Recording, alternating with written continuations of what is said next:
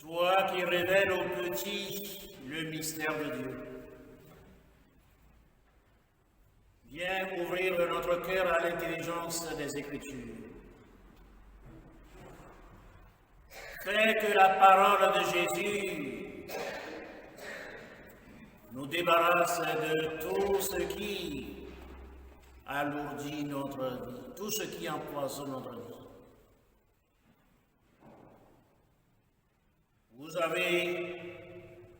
Vous avez été vendus pour rien. Vous serez maintenant libérés sans argent. Lève-toi, Jérusalem captive. Les chaînes sont tombées de ton cou, fille de Sion captive. Vous avez été vendus pour rien. Vous serez libérés sans argent. Quelqu'un dit Amen. Amen. Veuillez vous asseoir.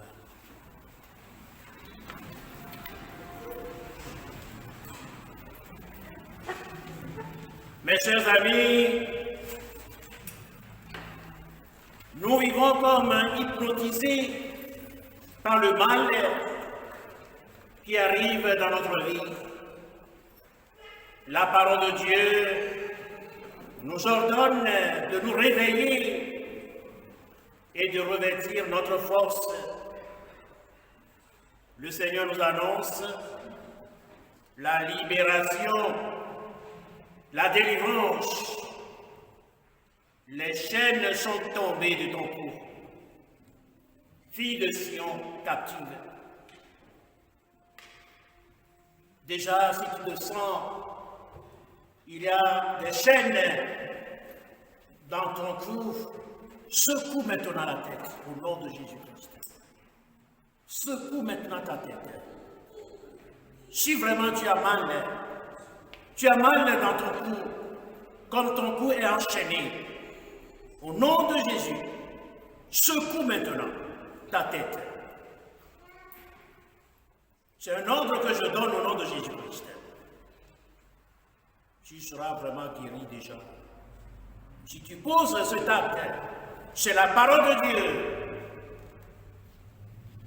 Au-delà de la libération des servitudes de nos vies, il ne faut pas oublier notre guérison intérieure et corporelle.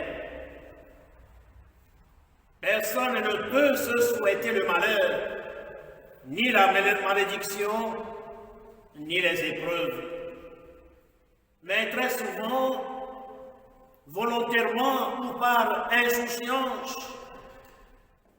des mauvais conseils insistent vraiment et viennent nous proposer des choses à faire qui sont contraires à la volonté de Dieu. Vous voilà captifs dans des situations déplorables. L'Écriture dit, oui, vous avez été vendus pour rien. Vous avez confié votre vie et son avenir à des forces de la nature. Vous avez vendu ce que Dieu vous a donné au premier instant de votre conception. Il y a certains, quand ils étaient encore enfants dans le sein maternel, leurs parents les ont consacrés à des forces du mal. Ils ont vendu votre vie sans savoir. Vous avez vendu vraiment ce que Dieu vous a donné. Vous avez été vendu en pratiquant l'occultisme en vue d'améliorer votre condition de vie, d'avoir la prospérité matérielle. C'est ainsi que tu as vendu ta vie. Mes chers amis, toutes ces pratiques vous ont conduit au détournement des avantages que Dieu vous a donnés. Vous avez été, oui, vendus. Vous avez ainsi échangé votre dignité, votre volonté contre des pacotilles de ce monde. Vous avez été vendus pour rien. Cette vérité nous fait penser à Ésaü qui avait vendu son droit d'aînesse contre la nourriture, le bouillon de lentilles. À cause de la faim, il vendit son droit d'aînesse pour avoir la nourriture. Ésaü revint du champ. Il était épuisé de fatigue, incapable de se faire un petit repas. Il pourrait aller voir sa mère, lui demander quelque chose à mettre sous les dents. Mais non. Au lieu de se faire à manger, cela lui prendra un peu de temps. Il a choisi la voie de la facilité en allant quémander chez son demi-frère Jacob. Et celui-ci préparait un potage de lentilles. Mes chers amis, la voie de la facilité a conduit beaucoup de nos contemporains à engager leur vie dans des malédictions. Quant à Ésaü, il fit un choix contre lui-même. Il dit à son frère Jacob, laisse-moi avaler ce roux-là, je suis fatigué. Et comme Jacob certainement désirait discrètement le droit d'aînesse, il dit, vends-moi d'abord ton droit d'aînesse et je te donnerai le bouillon de lentilles. C'est ainsi que beaucoup de gens convoitent votre bien, discrètement. C'est comme ça me fait penser à la femme de La Fontaine, le corbeau et le renard. Ils vont commencer à vous flatter, dire des paroles, vous croyez que c'est la vérité. Mais oui, comme le corbeau, tu ouvres ta bouche et le renard va se saisir du fromage.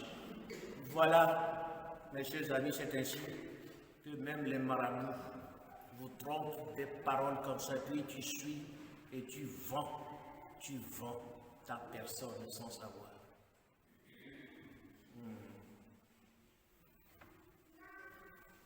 Celui-ci, Ésaü mangea et but. Il se leva et partit. Et comment il a mangé? Mais Jacob veut vraiment s'assurer, vous voyez.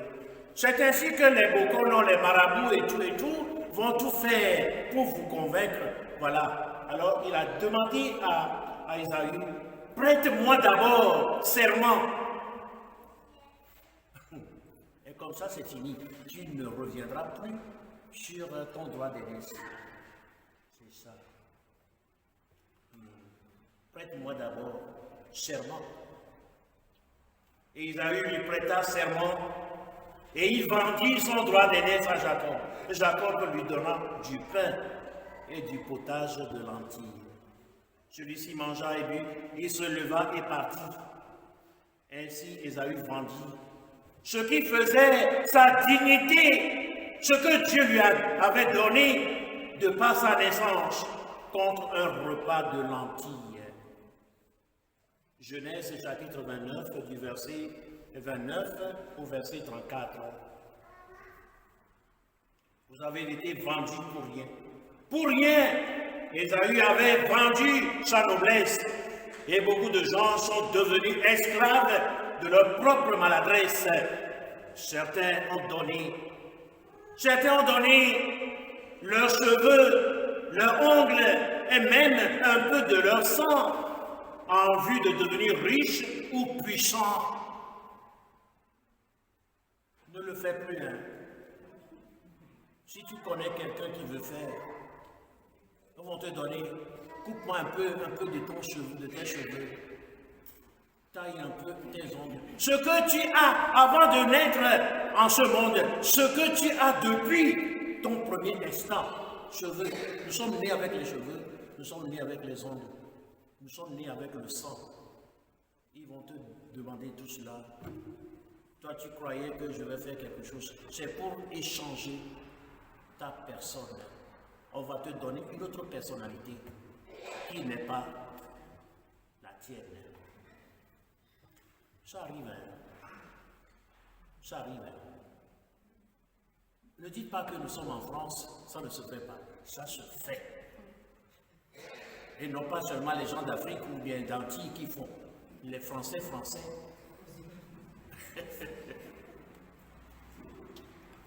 Tout le monde le fait. Mais moi, je ne le fais pas. Toi non plus ne le fais plus. Si tu avais fait, le Seigneur va te libérer ce soir dans cette église. Mes chers amis, c'est ainsi que beaucoup ont vendu leur personne. Ils donnent leur vie en donnant ce que Dieu leur avait donné. Chacun peut se demander en quoi il s'est librement vendu par insouciance. Quelqu'un a donné ceci ou cela à un marabout, un astrologue, un ésotérique, en compensation d'un bien de pacotille. Aujourd'hui, le Seigneur veut te libérer. Mais il faut le vouloir. C'est pourquoi ce que nous allons vivre tout à l'heure, nous allons procéder à la renonciation au mal et à la profession de foi pour que nous arrivions à renoncer tout cela pour accueillir Dieu dans notre vie. Certains vont consulter les divinités, soi-disant traditions des anciens, pour avoir la promotion au travail. D'autres vont échanger leur personne contre la force ésotérique occulte. Vous avez vendu votre dignité pour rien. Oh mes chers amis, fuyez le culte astral, le magnétisme, l'hypnotisme, le maraboutage. Il faut savoir qu'en faisant cela, vous vendez votre santé physique et mentale. L'ennemi se sert de ces forces usurpatrices des biens de Dieu pour vous faire du mal que du bien. L'ennemi a le pouvoir, la capacité de vous détruire, mais il est incapable de vous restaurer, de restituer ce qu'il vous a volé. Voilà. Satan, le diable, il est prêt à détruire. Il est puissant à détruire, mais il n'a pas la puissance de réparer. Il ne fait que détruire. C'est le mal. C'est le mal. Aujourd'hui, le Seigneur Dieu dit, vous serez libérés, rachetés sans argent. Vous serez reconnus et aimés par Dieu dans le Christ. Le prix à payer, c'est le sang de Jésus. L'Écriture dit, c'est de nos douleurs qui s'est chargé. Il était blessé pour nos péchés, brisé pour nos iniquités. Et le châtiment qui nous donne la paix est tombé sur lui. C'est par ces meurtrissures que nous sommes guéris. Mes chers amis, nous n'avons rien à payer. Jésus a tout payé pour nous par ses blessures, par son sang versé. C'est pourquoi il a dit à la croix, tout est accompli. Il a tout payé, il a tout gagné. Et nous sommes là pour entrer en possession de ce qu'il nous a gagné. Il a tout vaincu. Il est le Dieu de victoire. Mes chers amis, oui, nous n'avons rien à payer. Quand nous invoquons le Père dans le nom de Jésus, le Père regarde les meurtrissures de son Fils et il voit que ce que nous lui demandons est déjà payé par les meurtrissures de son Fils. Et c'est pourquoi Jésus a dit, si vous demandez quelque chose au Père en invoquant mon nom, il vous l'accordera. Vous voyez, c'est ça la parole. Parce qu'il a tout gagné. Tout ce que vous demanderez, le Père va voir. Ce que tu demandes, est-ce que c'est dans le sang de Jésus versé? S'il voit, il donne. Si vous demandez quelque chose au Père en invoquant mon nom, il vous l'accordera. Jean chapitre 16, verset 23. Et certaines maladies, certaines épreuves ne devraient pas arriver dans votre vie. C'est par des ouvertures, des portes dans votre corps ou dans votre âme que l'esprit du mal a pris possession de votre santé. Et Dieu dit, vous serez libérés, rachetés sans argent. La rançon pour notre délivrance des servitudes et des maladies, oui, c'est le sang de Jésus qui a coulé à la croix. C'est ce que nous aimons aussi chanter. Ton sang a coulé, coulé, ruisselé à la croix. Ton sang a coulé, coulé pour nos péchés. Ton sang a coulé, coulé, ruisselé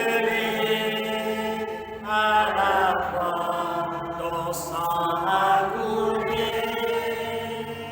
coulé pour nos péchés. Oui, il a la puissance, la délivrance, la guérison dans le sang de Jésus. Il y a la victoire, le déblocage dans le sang de Jésus, dans le sang de l'agneau de Dieu immolé. Et si quelqu'un veut payer sa dette par lui-même pour se racheter, toute sa vie doit finir. Nous avons quelqu'un qui se nomme Jésus-Christ, à qui le Père a remis tout pouvoir pour nous restaurer et faire de nous des créations nouvelles. Jésus est alpha et oméga, commencement et fin de toutes choses. Il mettra fin à ce qui t'arrive. Ce que tu portes dans ton corps, dans ton âme, dans ton esprit. Puisque Jésus est le commencement et la fin, il mettra fin à cela aujourd'hui. Parce qu'il a dit, vous serez libérés sans argent. C'est lui seul qui mettra fin à toutes nos dettes contractées pour rien. C'est lui qui nous rachète sans aucun mérite de notre part. L'Écriture déclare, peut-être il y a dans l'assemblée les désespérés. Le désespéré va être bientôt libéré. Et il ne mourra pas dans la basse fosse. Il ne lui manquera plus de pain. Isaïe, chapitre 51, verset 14. Le désespéré va être libéré. Bientôt libéré. Notre secours est dans le nom du Seigneur qui a fait le ciel. Que son nom soit béni pour les siècles des siècles. Amen. La puissance est dans le sang de Jésus.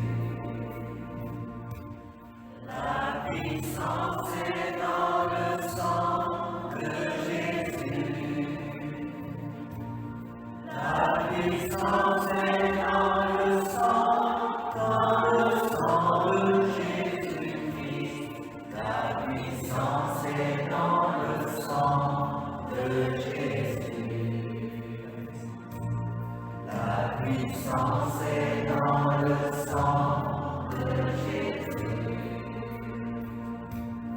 La puissance est dans le sang de Jésus. Oui, dans mon sang, Seigneur. La puissance est dans le sang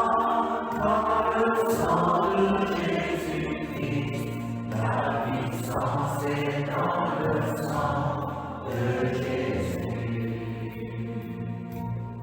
La victoire est dans le sang de Jésus. Oh, de Jésus. La victoire est dans le sang de Jésus.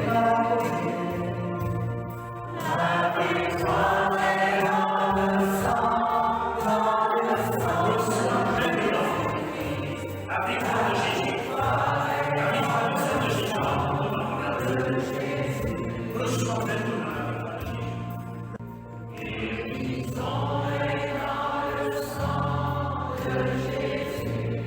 C'est toi qui nous guéris, Seigneur. C'est toi qui nous guéris, Jésus, par ton sang.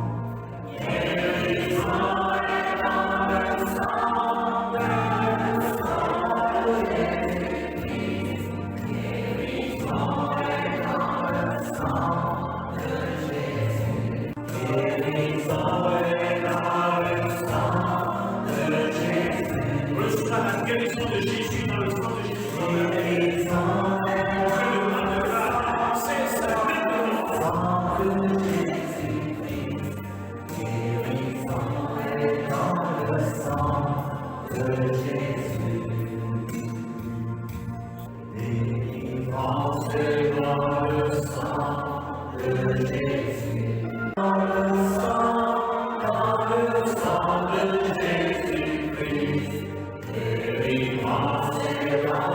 sang de Jésus.